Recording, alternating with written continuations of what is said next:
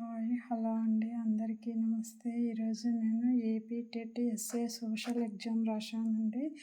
మాది వచ్చేసి కర్నూలు జిల్లా అండి. ఎస్వి సుబ్బారెడ్డి ఇంజనీరింగ్ కాలేజీలో సెంటర్ పడిందండి. మార్నింగ్ సెషన్లో క్వశ్చన్ పేపర్ రాశానండి.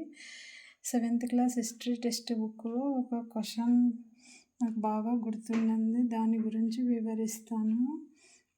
ఇక్కడ వచ్చేసి రాజ్యాలు రాజధానులు అడిగాడండి, జతపరచమన్నాడు.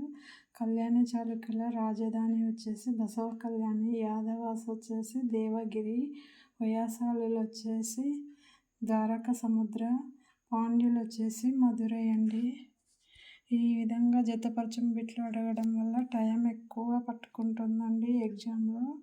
తర్వాత కాకతీయులలో వచ్చేసి గణపతి దేవిని తర్వాత రాజు ఎవరని ఆప్షన్స్లో గణపతి దేవి తర్వాత రుద్రమాదేవి అని ఇవ్వకుండా రుద్రదేవుడు, మొదటి ప్రోలరాజు, రెండవ ప్రోలరాజు, మహాదేవుడు ఇలా ఆప్షన్స్ ఇచ్చాడండి. విజయనగర సామ్రాజ్యం విజయనగర సామ్రాజ్య వంశక్రమము ప్రారంభము, తర్వాత రాజధాని గురించి బిట్ అడిగినాడండి. ఇది కూడా సరి అయినదేది, సరికానిదేది, 1, 2 కరెక్టా, 2, 3 అట్లా ఆ విధంగా ఆప్షన్స్ అడిగినాడండి. విజయనగర సామ్రాజ్య వంశక్రమము అడిగినాడండి. విజయనగర సామ్రాజ్య వంశక్రమంలో సంగమ వంశము గురించి ఇచ్చినాడండి. ఆ తర్వాత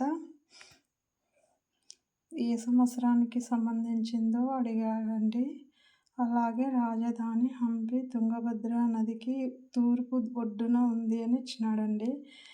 ఇక్కడ వంశక్రమము అంటే సంగమ వంశము అని సులభంగా పెట్టగలరు.